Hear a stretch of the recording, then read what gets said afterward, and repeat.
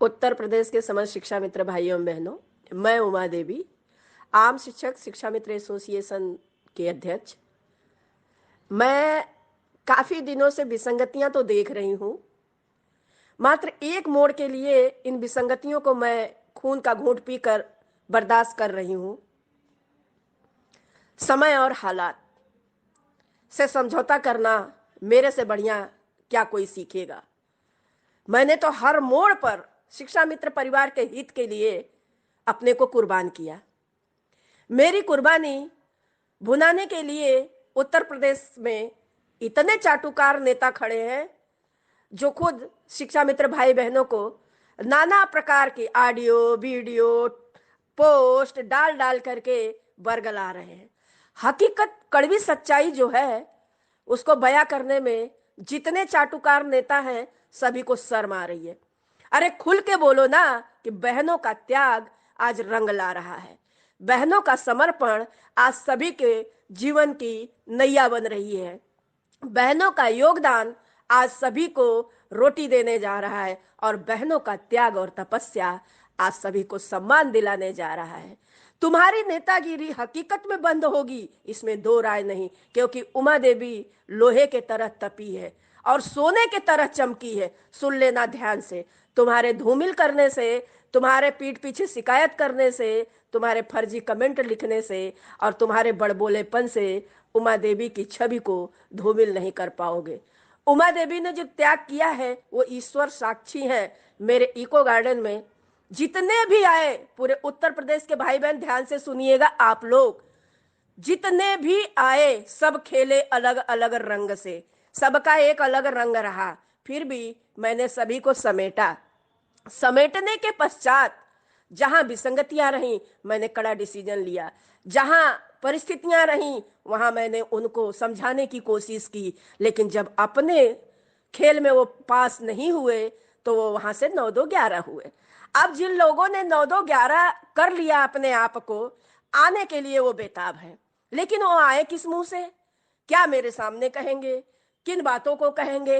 अरे वाकई ईमानदार हो, कर्मठ हो तो पूरे मंच पर पोस्ट डालो। जिस पोस्ट से तुमने मेरी बुराई की थी, जिस पोस्ट से तुम मेरे को कमी ठहरा रहे थे, जिस पोस्ट से तुम मुझे गुनहगार ठहरा रहे थे, उन पोस्टों को डालो। नाम सुन लीजिए, अनिल विक्रम सिंह फरुखाबाद से 100 कमियों के बाद आज 75 लोगों से गिड़गिड़ा रहे, और भी कई भाई बहन हैं जो सामने आने में कतरा रहे हैं। मुझे कहने में हर्ष है कि कम से कम उमा देवी की बागडोर सत्य के साथ चली और आगे चलती रहेगी। कुछ चाटुकार हैं जो तरह के रंग बदल रहे हैं।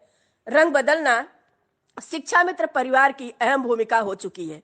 अपने अपनी ढपली, अपना अपना राग सब बजाने को तैयार है, लेकिन मेरा उद्देश्य है हाई पावर कमेटी, जबकि शिक्षा मंत्री जी स्वतः बयान दिए, उस बयान को इग्नोर कर रहे हैं सारे के सारे चाटुकार।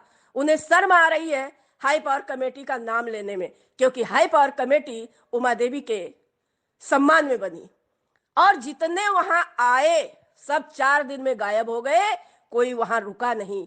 उमा देवी अकेले तपती रही और जो 2-4 कर्मठ भाई बहन थे वो सुबह आवे, 4 बजे तक रहे और गायब हो जाए।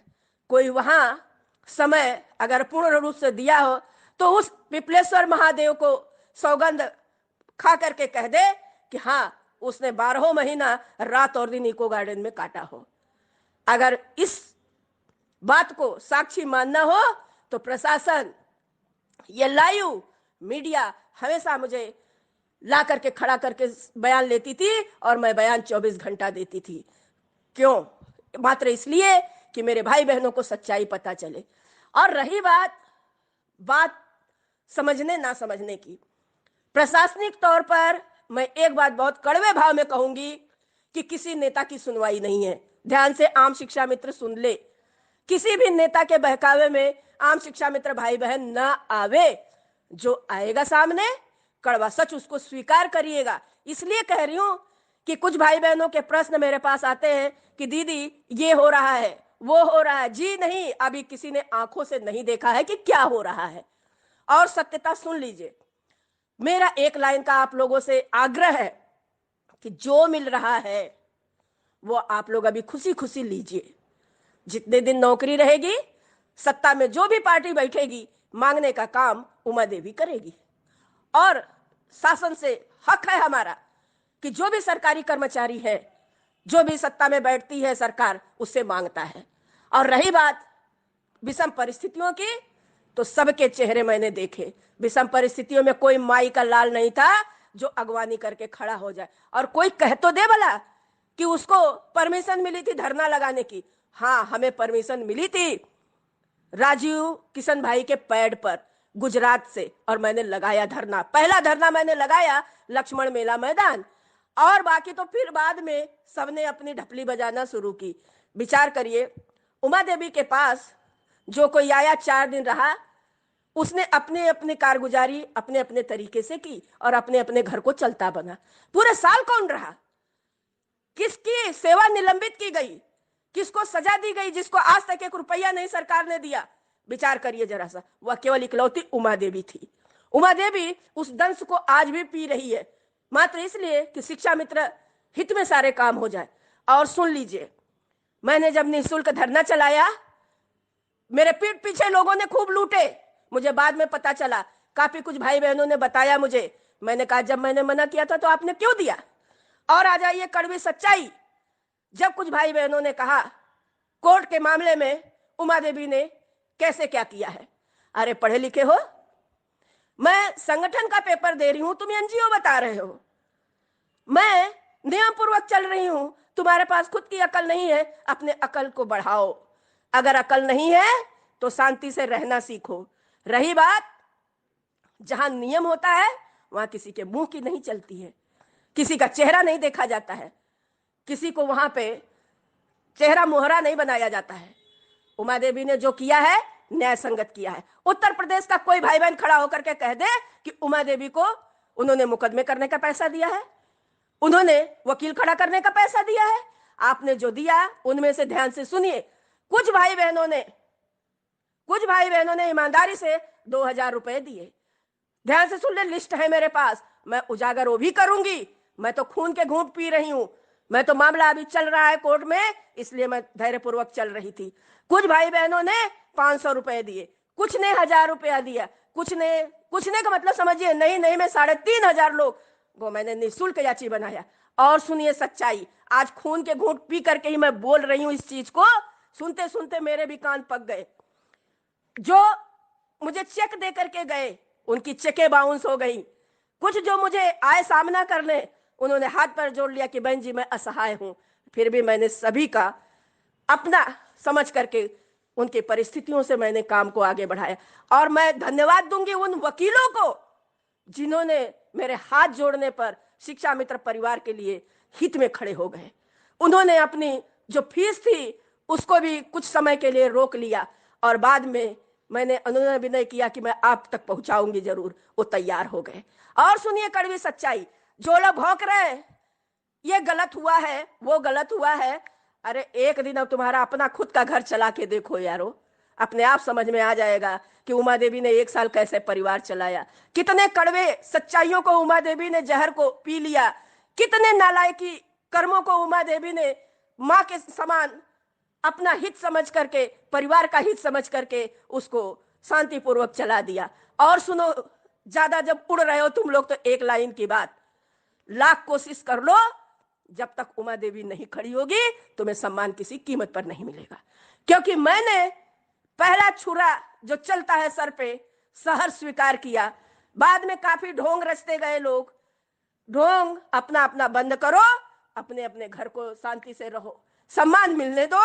उसके बाद नेतागिरी तुम अपने घर से शुरू करना, अपने पैसे से शुरू करना। क्योंकि उमा देवी अपने पैसे से नेतागिरी नहीं की थी, सम्मान बचाने के हित में उतरी है 20 साल से। और सुनो, अगर उमा देवी को नेता बनना होता तो ना गाजी इमाम आला नेता बनता, सुनो ध्यान से, न जितेंद्र शाही नेता बनता, न जितने चाटुकार बाद में हुए वो नेता बनते, और जितने आज भोक रहे वो भी नेता नहीं बनते। उमा देवी ने हमेशा शिक्षा मित्र हित में उतर कर काम किया है। उमा देवी के कर्मों पर अगर कोई यकीन ना करे तो सुन लो, तुम्हें शायद परमात्मा भी कभी माफ नहीं करेंगे। क्योंकि मैंने इतना खून का घूंट पिया है सबके वार। अरे तुम हित में उतर रहे हो तुम अपने स्वार्थ को बताओ ना कि तुम्हारा स्वार्थ कहां छिपा है। क्या तुम अपने स्वार्थ को उजागर कर रहे हो?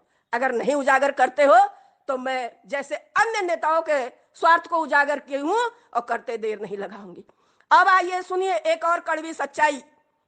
जिस लोगों की माननीय माननीय कहकर के उपाधि दी जा रही है, उन माननीयों की बात सुनिए।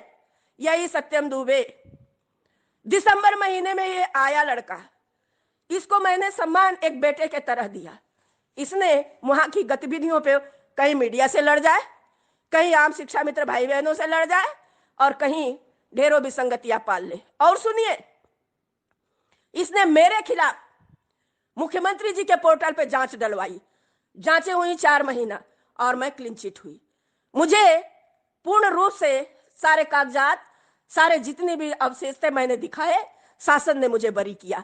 अब विचार करिए कि क्या ये लोग कितनी सत्यता के साथ मेरे साथ चल सकते हैं या शिक्षा मित्र हित में उतर कर चल सकते हैं।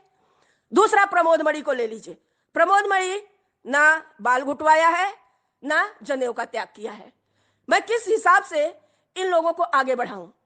आप विचार करिए, जो अपने खुद झूठ बोलने को छिपा करके दूसरे को झूठा बता रहा है, ये तकलीफ की बात है। हाई पावर कमेटी में उमा देवी की देन थी, हाई पावर कमेटी तक लेकर सबको पहुंची।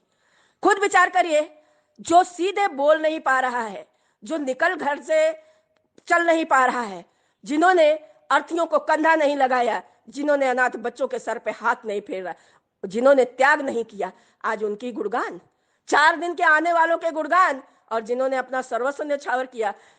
कहने में आप लोगों को कहीं भी भगवान अगर बैठे हो तो सत्यता के साथ चलिए, वरना मैं उजागर करते देर नहीं लगाऊंगी। अभी जितने मैं बर्दाश्त कर रही हूं, मात्र शिक्षा मित्र हित के लिए बर्दाश्त कर रही हूं कि जिस दिन इनका भला होगा, जिस दिन मैं सम्मान दिला लूंगी, उस दिन मैं सर्वे सर्वा एक एक सच्चाइयों को खुले मंच पर बताऊंगी।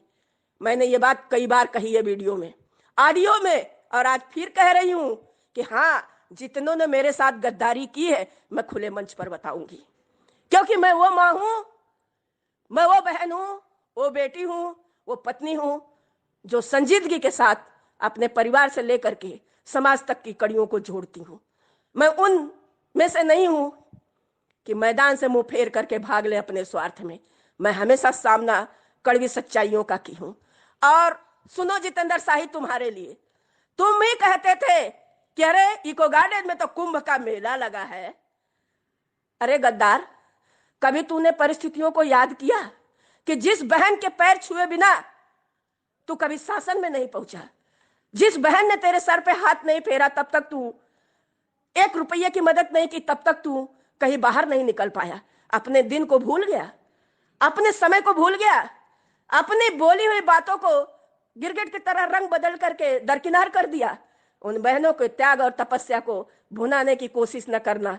फर्जी तरीके से तुम नेता बनोगे। उमा देवी पहले भी तुम्हारा विरोध की है, ख्याल करना। तुम्हें डेट न याद हो तो लो, मैं बता दे रही हूं, 24 जनवरी 2010, जब मैं तुम्हें मना की कि तुम्हारी गलतियां अब सर से बाहर हो रही है और तुमने अपने जोश में होश खोया और तुम्हारा आदर्श कहां बदल गया तुम्हें अच्छे से पता है, क्योंकि तब उमा देवी त्याग पत्र देकर तुम्हें चल दी। और सुनो ध्यान से, जितने बोल बोले और बन रहे हैं उनकी भी करतूते ध्यान से सुनो। उमा देवी वो कोहिनूर थी जो इको गार्डन में प्रशासन 24 घंटा नजर रखता था, या लाइव पर 24 घंटा नजर रखता था। और सुनो, गुप्तचर विभाग भी 24 घंटा नजर रखा है। मेरे ऊपर उंगली उठाने वालों, अपने उंगलियों को अपने तरफ कर लेना, अपने करतूतों को अपने तरफ देखना कि उमा देवी ने जो किया है शायद तुम्हें जीवन भर ईश्वर माफ नहीं करेंगे अगर मेरे साथ तुम गद्दारी फिर से शुरू कर रहे हो तो। मुझे किसी का छलावा, किसी का ढोंग पसंद नहीं है, क्योंकि मैं गलत किसी को कभी लिखती ही नहीं हूं, किसी को नहीं लिखती हूं, ना बोलना पसंद करती हूं, क्योंकि मैं समझती हूं कि ये मेरा परिवार है। इनको समझा दो, अगर ना समझी है तो अगर ये समझ लेते हैं तो अच्छी बात, और नहीं समझते हैं तो इनका कर्म इनके साथ जाएगा, मेरा क्या ले जाओगे। और सुनिए, आम शिक्षा मित्र भाई बहनों के लिए एक संदेश, किसी के बातों में ना आए। अनर्गल पोस्टें चल रही हैं, किसी भी पोस्ट पे विश्वास न करें। शासन प्रशासन से जो घोषणा होती है उसको मानिए कि वो आपके लिए हुई है। नेता अपनी पोस्ट में अपनी ढपली, अपना राग अलापते हैं। वो चीज आप लोग सुन करके हादसे में आते हैं, असहाय बनते हैं और मौत को चुनते हैं। मेरी आप लोगों से विनती है कि कोई भी भाई बहन सदमे में ना आवे।